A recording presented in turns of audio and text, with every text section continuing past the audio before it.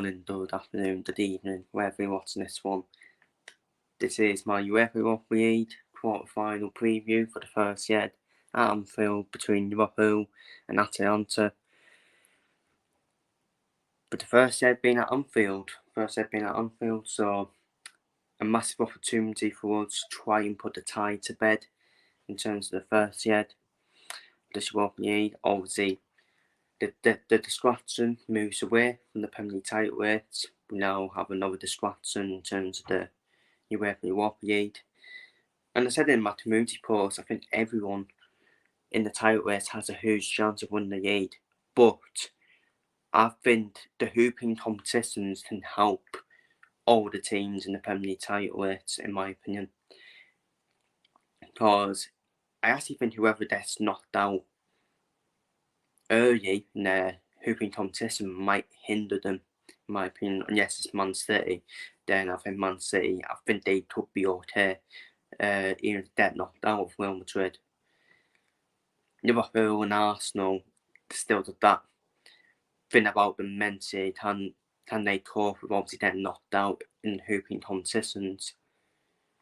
Arsenal especially, because they're going to be playing Bayern Munich as well. And as I said in my community post, I actually think Arsenal might need to reach the final of the Champions League to help them in the title race, because I do think if Arsenal get knocked out in Europe, it's going to be like, hang on a minute, could that now affect them? But that question remains to be answered. But yeah, I said in my community post anyways, makes it very intriguing. But we do play Atalanta in the Europa League. We played them in the UEFA Champions League, haven't we, in the past? I think it was the 2020-21 season as well. I do like Atalanta, to be fair. It's a team I do like in this area. And obviously, we have it up there last night. This was at the weekend in their 2-1 defeat to Derby. A few key players there. Lookman, former Everton player, he could be a threat in behind with his pace. In behind. Samaka just hasn't had a good time at West Ham, has he? But seems to have found his club at Atalanta. Salvatore, former Chelsea, of course. Hector Bowler will be obviously there to win back. Tiasna, former Arsenal, of course. Edison, the midfielder, he's he's a good little. He does all the bases in midfield, doesn't he? Martin De Roon, well notable midfielder, has been for Atalanta for years. Mr. Dependable, isn't he? And reliable. But obviously their key player for me is Top Miners, isn't it? Top Miners, that attacking midfielder for them, who provides a service for whoever the front two is for Atalanta as well. So, but it'd be interesting with Atalanta. I think Atalanta will obviously, they'll let us have all the ball, in my opinion, try and hit us on the counter, attack. They don't have all the ball. I think Atalanta, they'll snap your hand off a draw straight away to take back to Atalanta.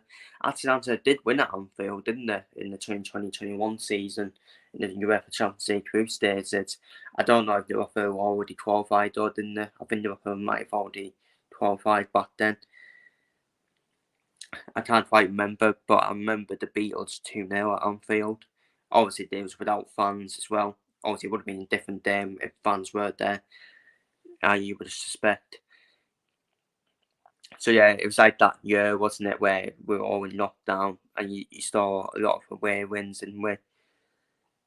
And but that was Atalanta's lineup, and probably that's going to be their lineup, probably in the Europa League. And obviously they beaten the knocked out Sporting Lisbon, and that would have been something, wouldn't it, if we did play Sporting Lisbon instead of Atalanta, because of obviously Ruben Amorim, obviously the favourite for the Liverpool job. And that would have been something, wouldn't it? It would have been a bit of an audition. But in terms of my lineup, I think what I did say in my community post, though, I actually think Liverpool can rotate in Europe and still probably get through, in my opinion, because Arsenal and City in the Champions League, I feel they need to play the strongest team all the way to the final. I think it's going to be, they will need to play the strongest team all the way to the final. And there will be a time where they can't keep winning. Obviously, I'm saying about Arsenal, they can't keep winning at some point. There will be a day in Europe or in the Premier League where it probably won't go their way. Man City probably had that mentality, but they are against Real Madrid, Man City, and Real Madrid have another affair with the Champions League as well.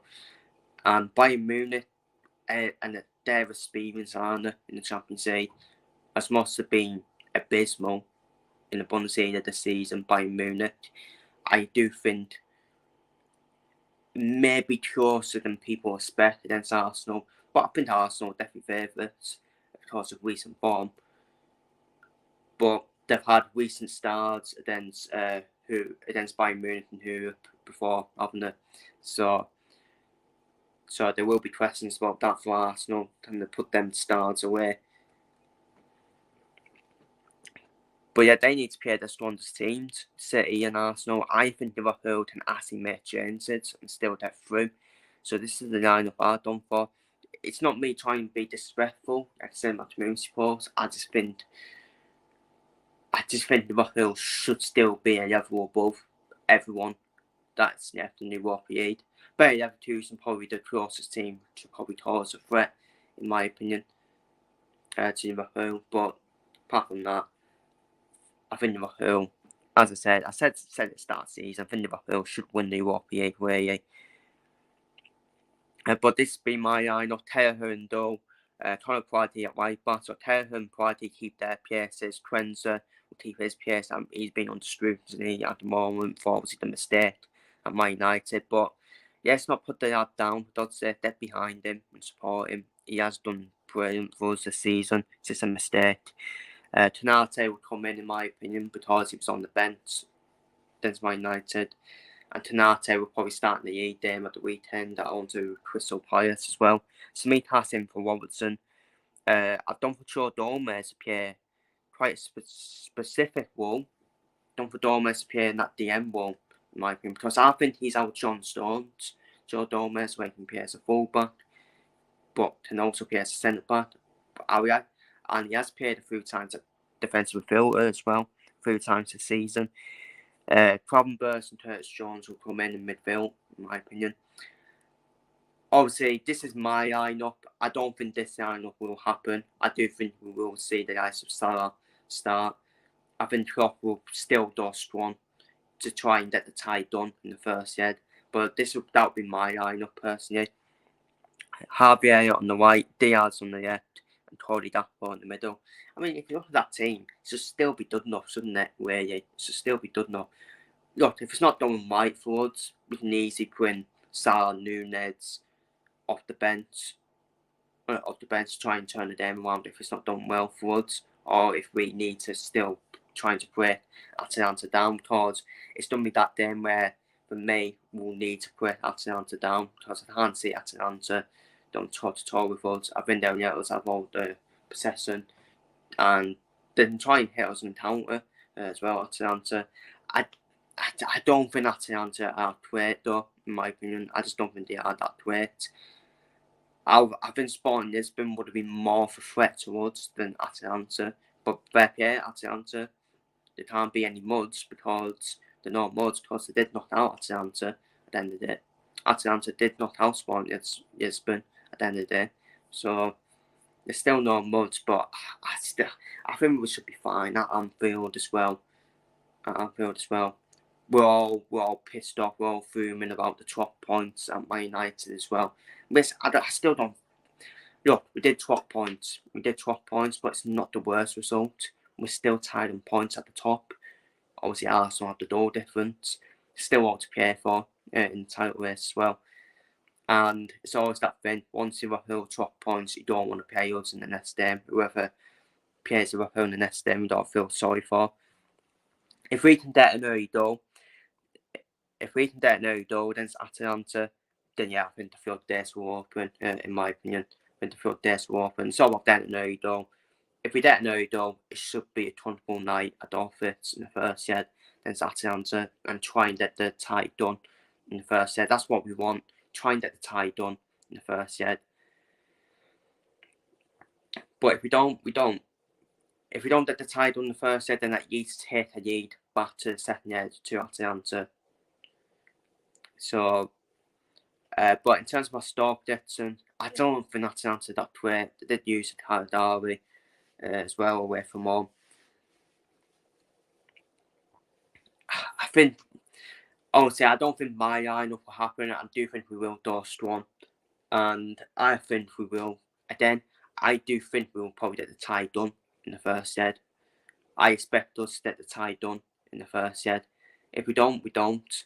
But I do expect us to win against Atalanta in the first set, and I'm going to go for a 4-1 win to the Reds against Atalanta. I'm going to go 4-1 Liverpool.